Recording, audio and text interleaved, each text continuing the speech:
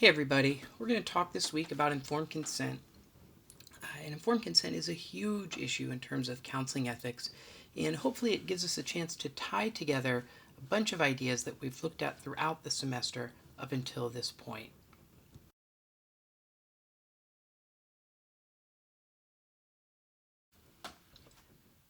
So what is informed consent exactly? Well, it's the client's right to agree to approve treatment and agreed upon services. So that means that the client has all available information relative to their treatment or services that they are going to receive and agrees to participate in that treatment or those services. We can break the term down in terms of the words that it's comprised of. Information, client has all of the information, and consent. The client consents or agrees to treatment. So, like many of the concepts we've talked about so far this semester, informed consent sounds pretty straightforward. All right, it should be pretty simple to let clients know what their treatment is and make sure that they agree to participate. However, also like many concepts that we've discussed throughout the semester, in actuality, it really isn't very simple. And why is that? Well, because there are at least two people involved in relation to one another, and therefore the dynamics inherent in this relationship have serious potential to become complex.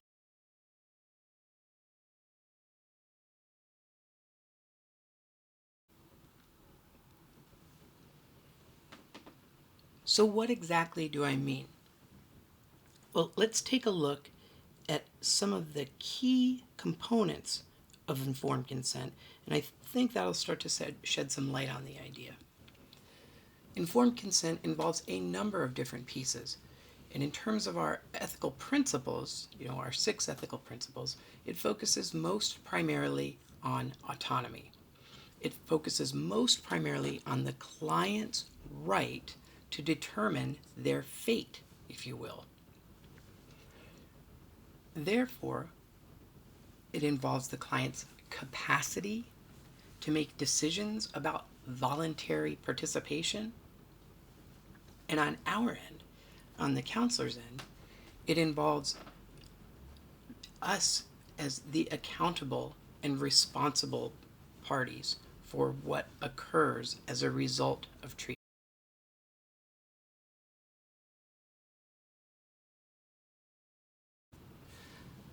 So I mentioned that informed consent is actually a complicated idea or a complicated practice, I suppose is probably a better way to say it.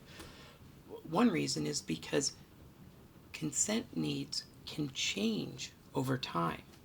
Uh, if you guys can think in terms of the example provided by our counselor in last week's lecture,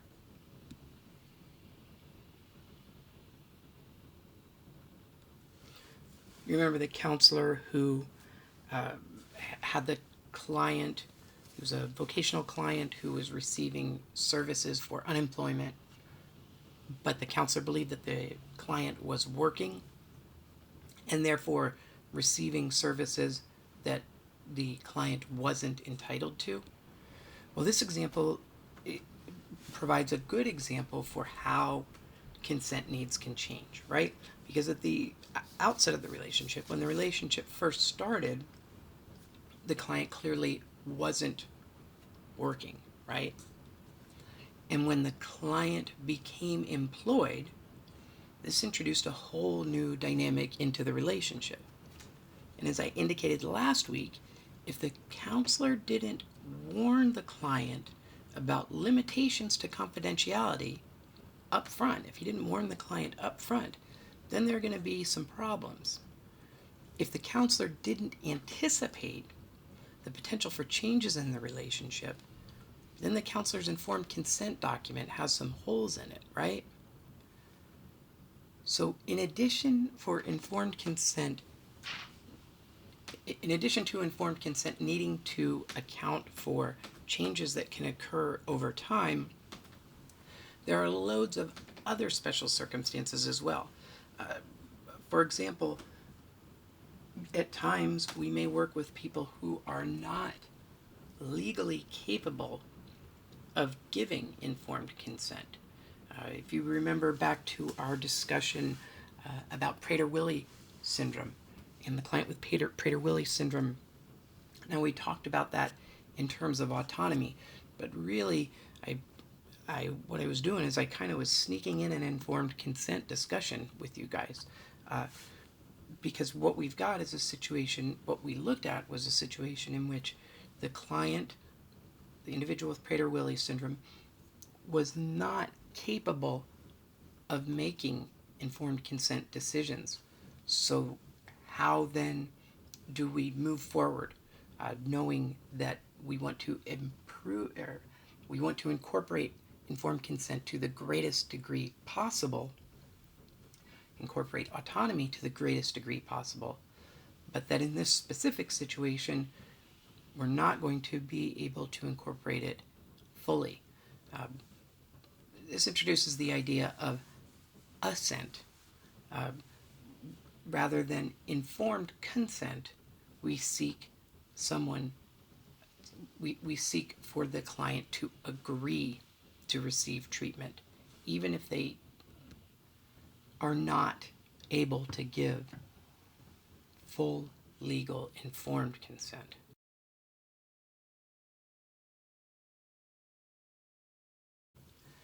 So maybe strangely, informed consent in healthcare and research and such really didn't become a huge issue until the latter half of the 20th century.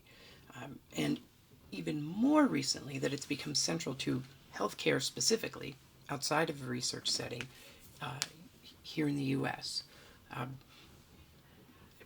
The increased prominence and importance of informed consent relates to and reflects a growing commitment at the community or societal level to autonomy as a fundamental right, our fundamental right to determine our fate, and then even more so, or maybe not even more so, but a little more specifically, the responsibility of this society to protect the rights of vulnerable people. We'll take a look at a few examples that kind of clarify the roots of informed consent that lie in protecting the rights of vulnerable people.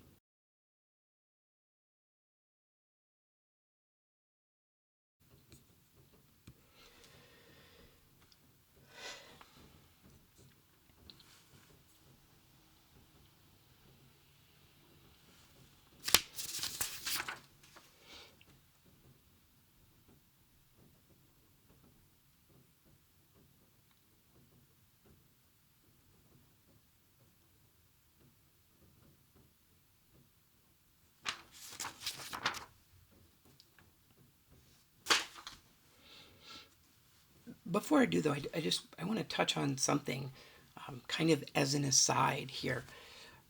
So far, when we've looked at the ethical principles, we really, I'm talking here about the 6 ethical principles, autonomy, beneficence, the ones that we did the value sort exercise around.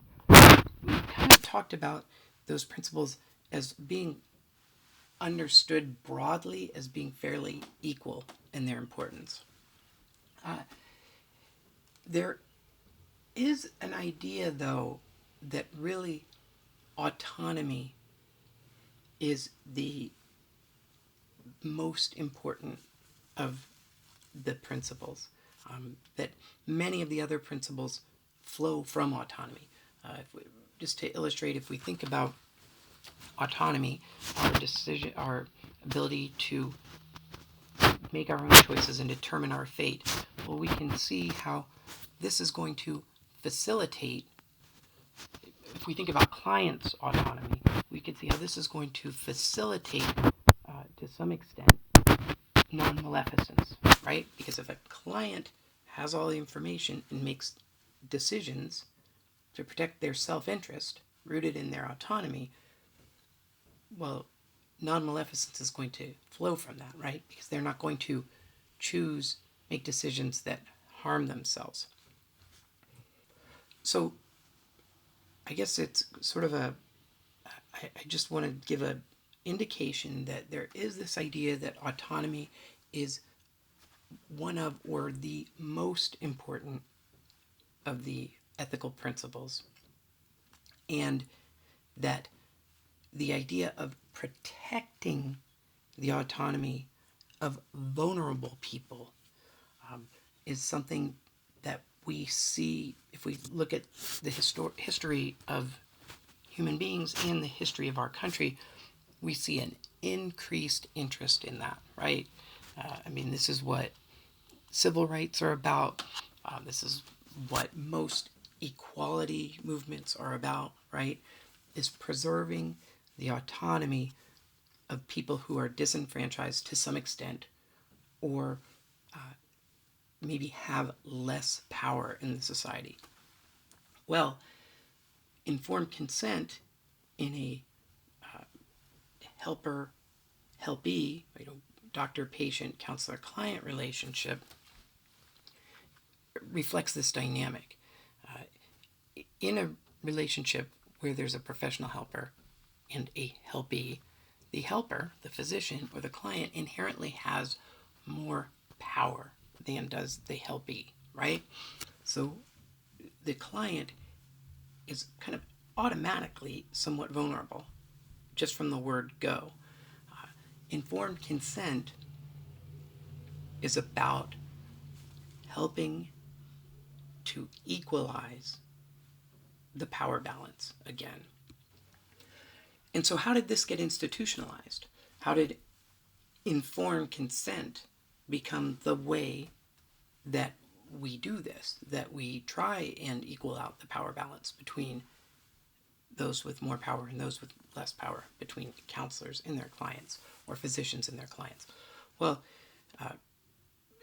the movement towards informed consent, I think I mentioned this before, grew out of research and research conditions. And specifically, in the 1930s, legal decisions started to come down on the side of knowledgeable consent, where research was concerned. And the creation of ethics codes for research, including informed consent, was rooted in response to Nazi experimentation. So how did this happen? Well, I don't want to kind of derail us too far, but I'm sure we're all aware of some of the horrible medical experiments that occurred at the hands of the Nazis during World War II. When people were subjected to outrageous and bizarre conditions, supposedly under the banner of science. Well, when these experiments became public knowledge worldwide, when the world became aware of what had happened in Nazi Germany, people became aware of the value of knowledgeable consent, of informed consent. So really, the creation of ethical codes for research are generally rooted in a world response to discovery of the horrors of Nazi experimentation.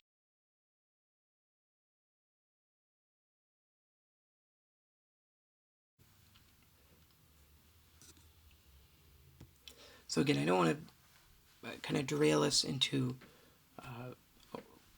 world history too much, especially since that's not my area of expertise. But what happened after World War II is there was a series of trials called the Nuremberg trials. I'm sure many of you know more about this than I do. And this is where Nazi war criminals were tried. Well, one of the results of the Nuremberg trials was that a code was established, the Nuremberg Code, that was explicitly focused on medical science. And the very first principle of the Nuremberg Code establishes voluntary, competent, informed, and comprehending choice is absolutely essential in research. Well, this is informed consent, right? Nevertheless, despite the outcry against Nazi experimentation, abuses in medical research and additionally in practice continued.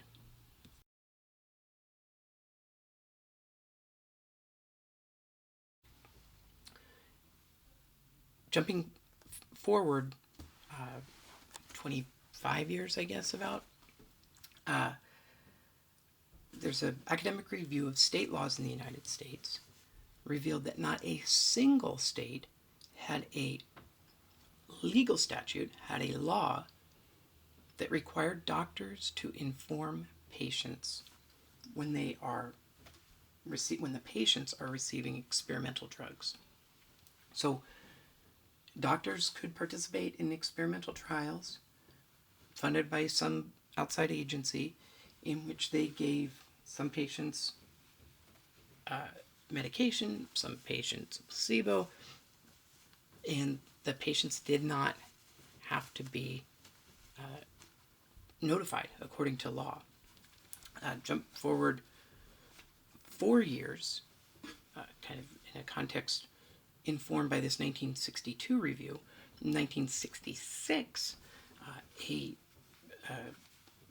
medical ethics researcher published an article in a prestigious medical journal citing a whole bunch of egregious instances of unethical practice in medical research.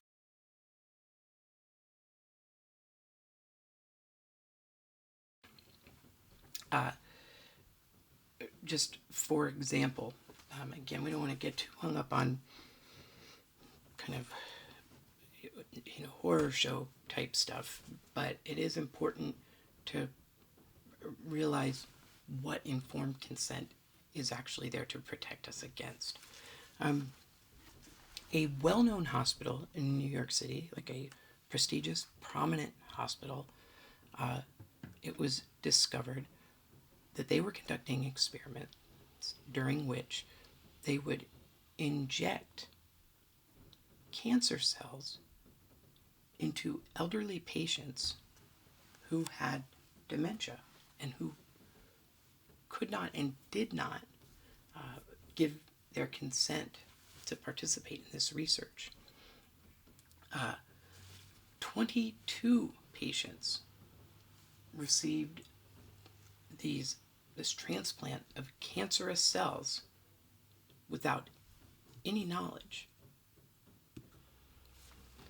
So now we look back again at the Nazi stuff back in the 30s, and it's pretty easy for us to say, well, it's sad, but it makes sense that occurred in Nazi Germany. They were completely off the rails. I mean, they had a strategy or a plan to eradicate a large portion of the human population. Obviously, we're not going to look to these folks and expect to see good ethics. Well, you look at some of these instances in the States within prestigious institutions, and it's a little more scary, right? Because some of the acts are very similar to things that occurred under Mengele and the auspices of Nazi science. But they're happening in the context of a supposedly decent society by leading or at least reputable scientists. In many ways, that's much scarier, right? It's very easy to look at the Nazis and say, anything that they did, you're not surprised. You don't expect decent ethical behavior from these folks. But when you start bringing it a little bit closer to home, and you see the institutions that we trust perpetrating some of the same kinds of acts, I think that's actually a little bit more terrifying.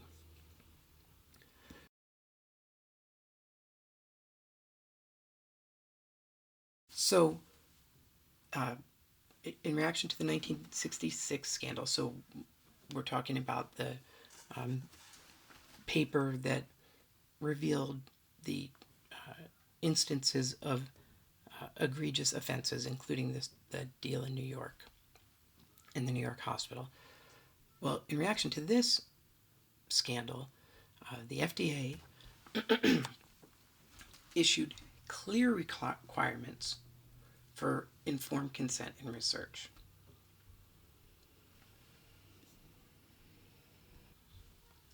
And the Surgeon General created a policy requiring that anyone who received federal funds for research that involved human subjects, they needed to submit their research for institutional review,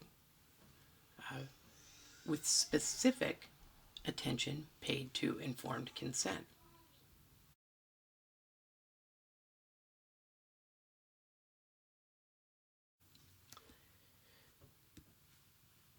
Even so, abuses continued.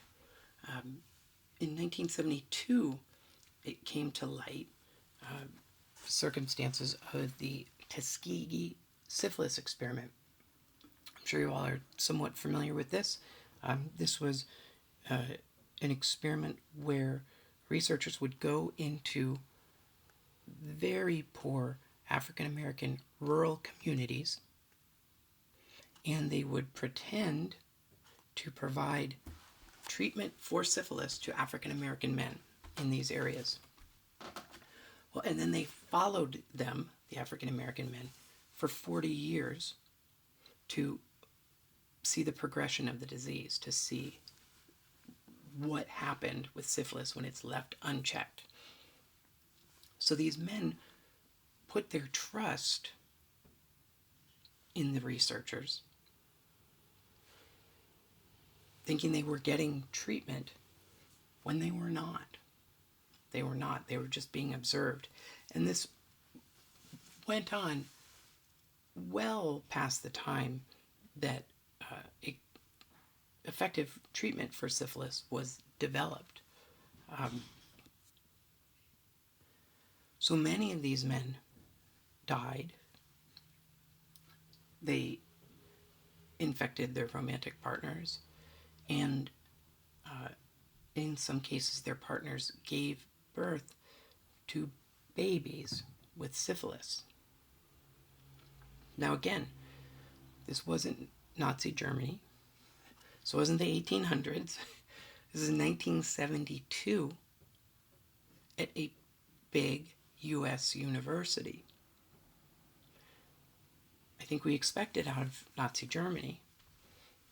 We don't expect it out of our medical and research institutions.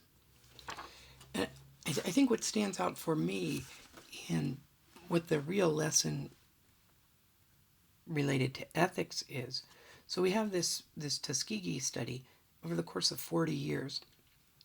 It is clearly, ethically, morally, medically, it's just egregious in every way. Well, in this study at a major university that goes on for 40 years, there are a lot of people involved in this study, right? It's hard for me to think that every single one of the researchers involved in this study was a monster of some sort. In fact, I'm inclined to believe that there are plenty of folks who were probably fairly decent people in other areas of their lives. And it was these, in quotes, decent people who made these horrible decisions that led to the death of these men who trusted them. That is far more terrifying to me than the Nazis, who set up shop and said, we're here to do away with 20% of the population, and our agenda is clearly evil and self-interested. We don't think that of our institutions, of our New York hospitals, of our universities.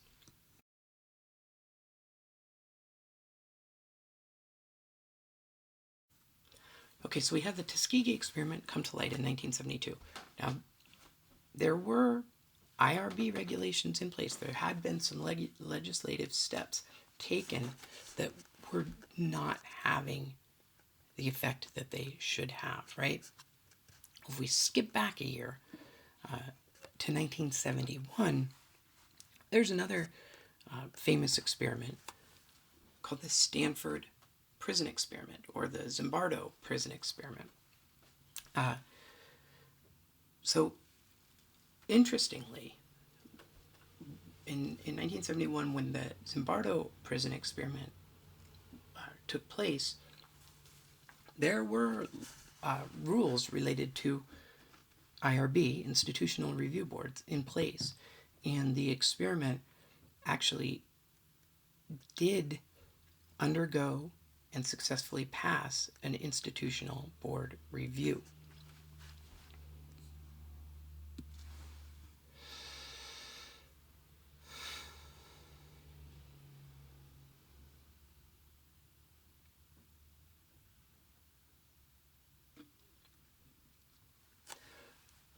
Now, the kind of constellation of laws and rules governing ethics and research obviously didn't have the kind of teeth it needed to catch the Zimbardo prison experiment.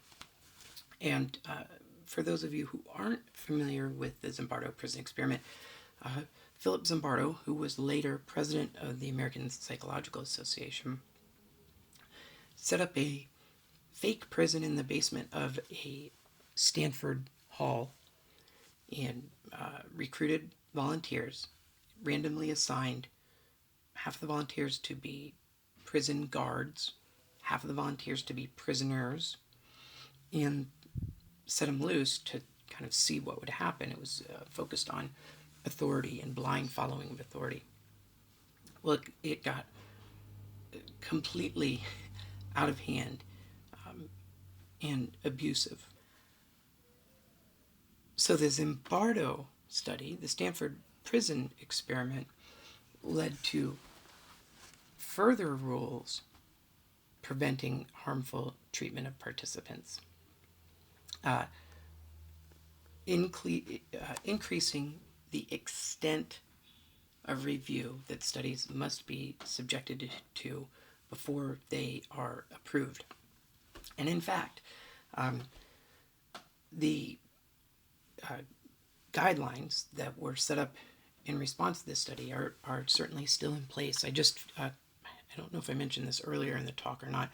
I just completed data collection for a study that I'm conducting at the WVU hospital, focused on their traumatic medicine center. Well, before I could get this study up and running, I had to go through an extensive IRB process. So frequently I would be cursing like Zimbardo because it's partially his experiment that has created such a strict environment for IRB. At the same time, I'm of course kidding. It should be difficult for me to have access to patients in a hospital who have recently been through a traumatic injury, right? That should not be easy. It should be difficult. I should have to jump through a lot of hoops.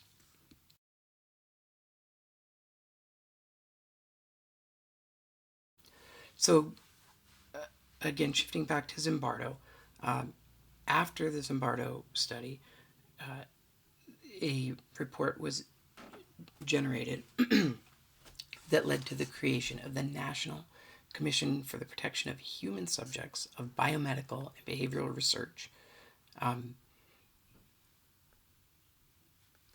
This report asserted again three principles that are central to research.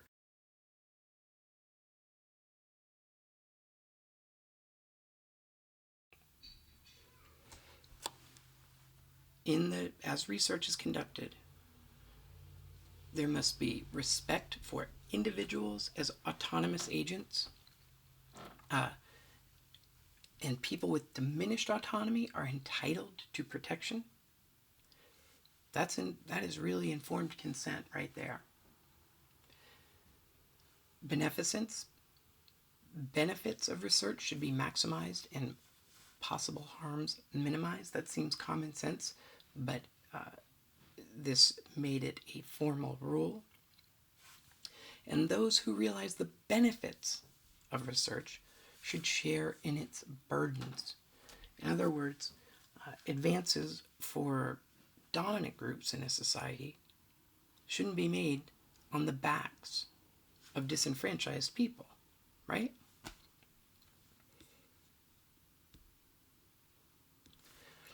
So I just want to tie together a little bit here why so much time on the research environment when we're discussing informed consent. And it's because research, well, for one, research is where the most egregious violations have occurred, right?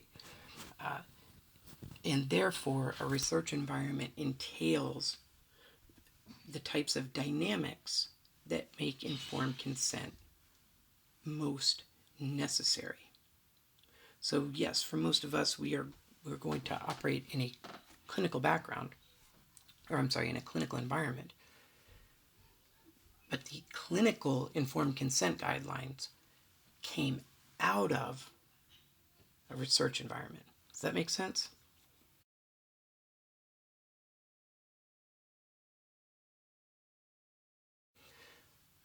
So I want to talk again about Zimbardo. So there is a film that I show when I teach this class in a conventional classroom.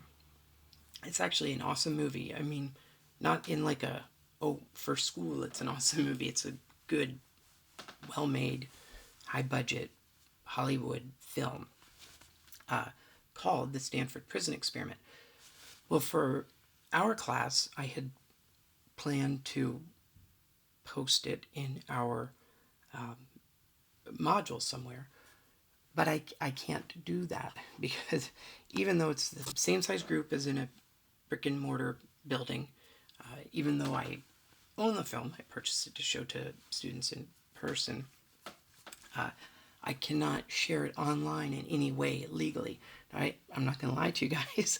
I thought about skirting those rules and figuring out a way to post it anyways. Then it dawned on me that it's an ethics course and that would be a bad deal. So what I'm going to do instead is I'm going to post links to resources where you can rent the film if you would like to. I highly recommend it. It's worth $4, $5, even just to see the movie. It's a good movie. It's also, I think, very thoughtful in terms of its presentation. A little background on the movie. It is an accurate portrayal. I mean, they have to change some things because they're taking this week-long experiment and cramming it into 2 hours. They actually leave out some traumatic scenes that occurred in the actual event. There are no scenes in the movie that were faked or added for drama. If anything, it's a toned down account of what happened. From what I've read, from what I've heard Zimbardo say about it, it's about 90% accurate. I highly recommend it. For those of you who do not wish to rent the movie, or for those of you who just are interested in additional viewing, I'm also going to embed a BBC documentary on the prison experiment, and that will present the facts of the situation enough that you could definitely participate in this week's class discussion. And then last thing I'm going to say, and then I will get out here. For either the feature film or the documentary, should be aware that there are some traumatic occurrences in the movie, and I wrote down a couple of them here, so I made sure to let you know. It's a prison environment, a mock prison environment. It demonstrates people engaging in degrading behavior, including some instances of simulated sexual degradation. So if you feel like this is not something that you want to see, I understand and respect that. Shoot me an email and we'll figure out some other way for you to get the necessary information to participate in our discussion without having to kind of traumatize yourself. Actually, one more thing, and then I really am out of here. I have about 9 or 10 more slides.